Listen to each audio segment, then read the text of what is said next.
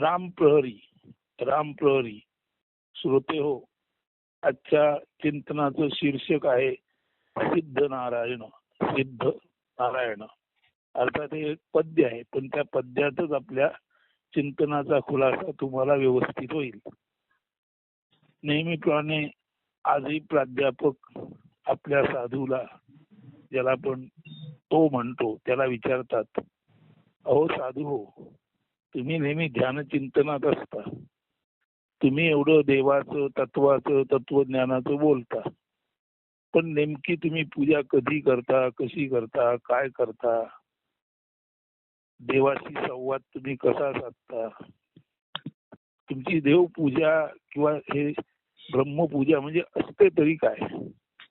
तर ते साधू म्हणतो, अहो आम्ही जेव्हा ध्यान चिंतनात असतो तेव्हा ते सारे घडत असते.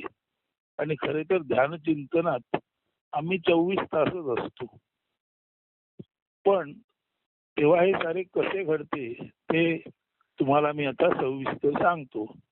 त्यासाठी एक पद्य रचना आहे, ती तुम्हाला सांगतो आणि त्याचा अर्थही त्याचबरोबर सांगतो.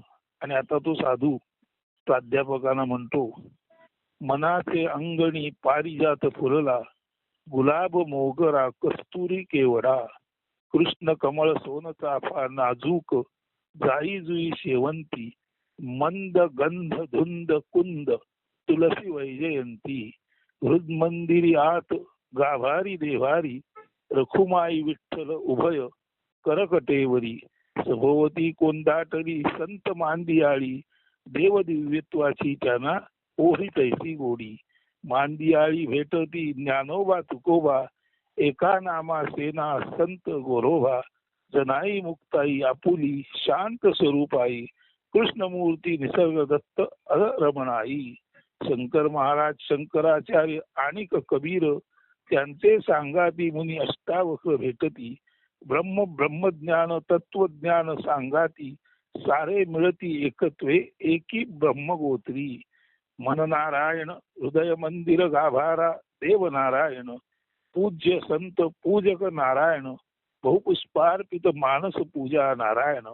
समजे उमजे सारे नीट जरी तरी श्रोते हो, स्वहम सिद्ध ब्रह्म तुम्हीच सिद्ध नारायण. तर प्राध्यापक सांगायचा मथित अर्थ असा आहे की जेव्हा आम्ही ध्यानाला बसतो तेव्हा त्या ध्यान चिंतनात स्वाभाविकपणेच अनेक जाती प्रजातींची पुष्पे आणि त्यांचा सुगंध, त्यांचा रंगरूप याचा आमच्या डोळ्यासमोर एक सतत प्रवाह वाहता असतो. तेव्हा आमच्या ध्यानामध्ये विविध फुले, विविध जातीपाती, त्यांचे गंध, त्यांचं नटमोगरेपण, त्यांचं नाजूकपण, सर्वच्या सर्व ही निसर्गातील फुले असतात, पुष्पे असतात, त्यांची शोभा आमच्या डोळ्यासमोर अवतीर्ण होते. नंतर ती पुष्पे खरीखुरी असल्याचे अंतःकरणात जाणवते आणि त्या अंतःकरणातूनच ती पुष्पे अर्पिण्यासाठी पूजेला आम्ही सिद्ध होतो.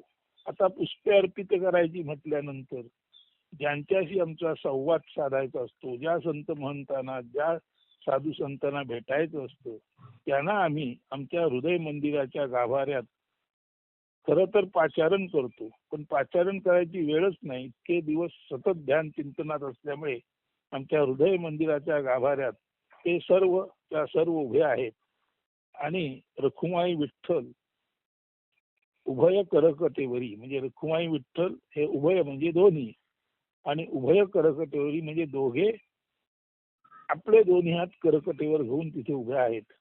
त्यांच्या आजूबाजूला संतांचा समूह आहे, कारण त्यांना देव दिव्यत्वाची ओढी आणि गोडी आहे.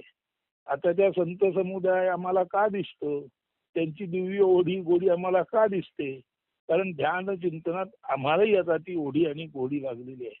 तेव्हा आमच्या ध्यान चिंतनात आम्हाला ब्रह्माची, तत्वज्ञानाची, करकटेवरी पाय विटेवरी असा तो विठोबा म्हणजे आत्म्याचं जे प्रतीक उभं आहे त्याची आम्हाला इतकी ओढी गोडी आहे की ते संत म्हणत तेव्हा काय करीत, किंवा देह ठेवल्यानंतर सुद्धा ब्रह्मामध्ये आजही त्यांची देवपूजा कशी चालू आहे ते आम्हाला आमच्या ध्यानामध्ये दिसतं.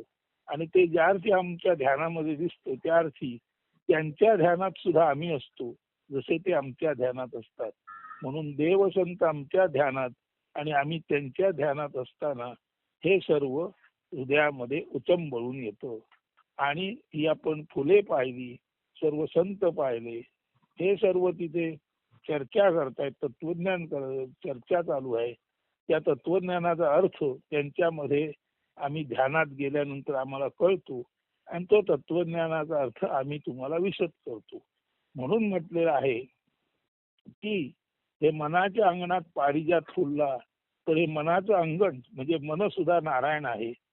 नंतर हृदय मंदिर आणि गाभारा आणि त्यातील देव तो सुद्धा नारायण आहे. पूजा करायची ते संत आणि देव नारायणच आहे. पूजा करणारा नारायणच आहे.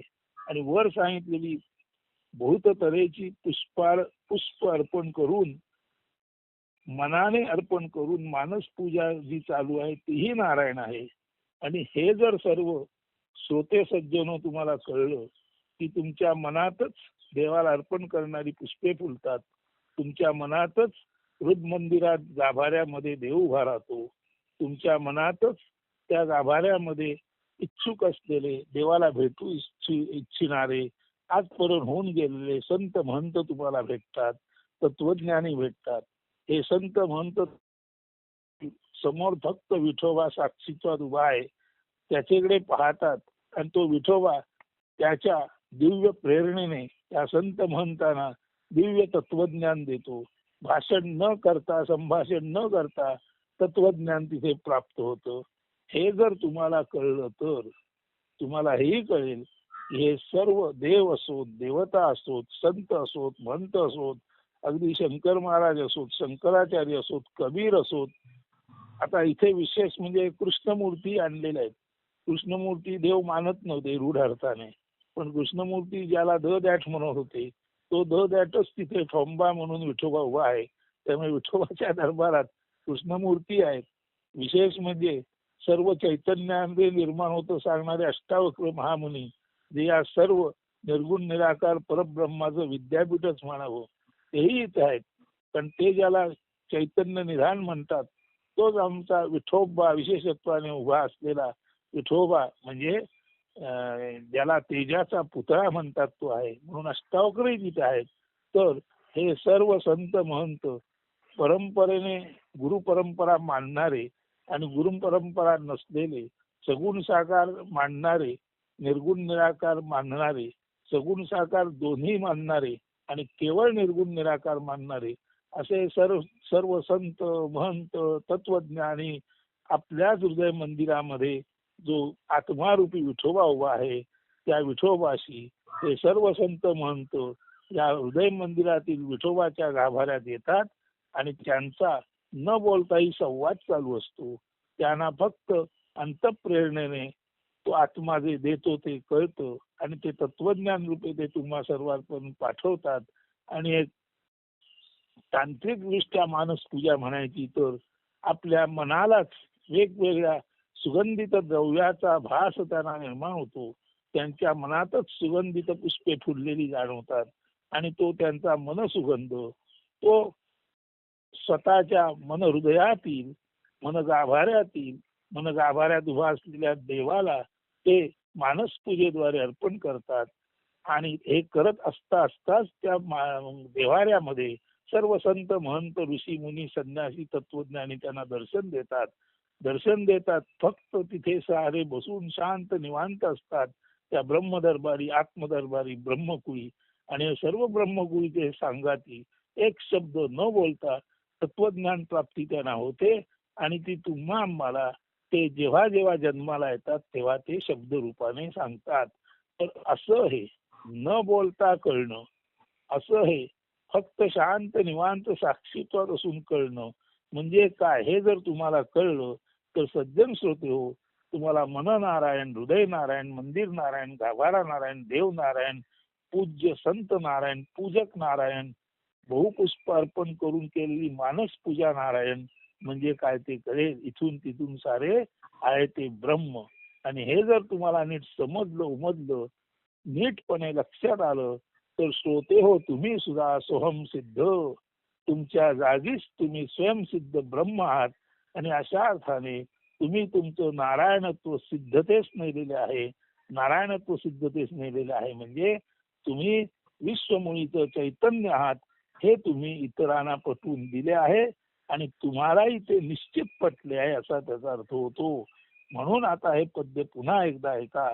मनाचे अंगणी पारिजात फुलला, गुलाब मोगरा कस्तुरी केवडा, कृष्ण कमळ सोन चाफा नाजूक, जाई जुई शेवंती, मंद गंध धुंद कुंद, तुलसी वैजयंती. कुंद म्हणजे कुंदाची फुलं. हृद मंदिरी आत गाभारी देवारी, रखुमाई विठ्ठल उभय करगटेवरी, सभोवती कोंदाटली संत मांदियाळी, देव दिव्यत्वाची त्यांना ओढी तैसी गोडी, मांदियाळी भेटती ज्ञानोबा तुकोबा, एका एकनाथ नामा सेना सेना महाराज संत गोरोबा, जनाई मुक्ताई आपुली शांत स्वरूपाई. ते आपुली शांत स्वरूपाई म्हटलंय, याचा अर्थ अलीकडे अलीकडे होऊन गेलेले फार श्रेष्ठ दर्जाचे संत अवस्थे परमहंस स्वरूपानंद. आणि ते अगदी अलीकडे अलीकडे म्हणजे बऱ्याच जणांनी पाहिलेले आहेत, म्हणून एक वेगळी आपुलकी आहे. म्हणून म्हटलंय जनाई मुक्ताई आपुली शांत स्वरूपाई, कृष्णमूर्ती निसर्ग दत्त अन रमणाई. रमणाई म्हणजे रमण महर्षी, शंकर महाराज शंकराचार्य आणि कबीर, त्यांचे सांगाती मुनी अष्टावक्र भेटती, ब्रह्म ब्रह्मज्ञान तत्वज्ञान सांगाती, सारे मिळती एकत्वे एकी ब्रह्मगोत्री. एकात एक येऊन एकाच ब्रह्मगोत्रात सारे मिळतात. आणि नुसते भेटल्याने त्यांना संभाषण न करता सुद्धा त्यांच्यामध्ये ज्ञानाची देवाणघेवाण होते. हे लक्षात आलं तर मन नारायण, हृदय मंदिर गाभारा देव नारायण, पूज्य संत पूजक नारायण, बहुपुष्पार्पित मानस पूजा नारायण, समजे उमजे सारे नीट जरी तरी श्रोते हो, सोहम सिद्ध ब्रह्म तुम्ही सिद्ध नारायण.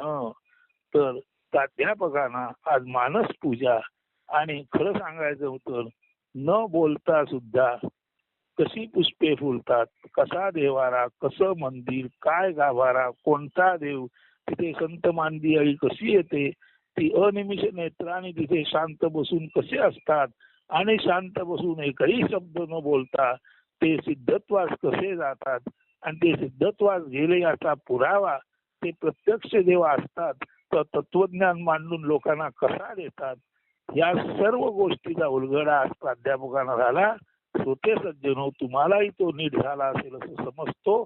फक्त जसं स्वामी म्हणतात तसं निधिध्यास अभ्यास मार्गेची जावे. निशिधीने निधिध्यास निशिधीने ब्रह्म आणि ब्रह्मज्ञान तत्वज्ञान याचा ध्यास धरा आणि निरिध्यास अभ्यास मार्गेची जावे. निशिधीने अभ्यास मार्ग चालू ठेवा म्हणजे तुमचे तुम्ही सोहम सिद्ध ब्रह्म तुम्हीच सिद्ध नारायण याची तुम्हाला अपरोक्ष अनुभूती आल्याशिवाय राहणार नाही. धन्यवाद. अस्तु. शुभ दिन.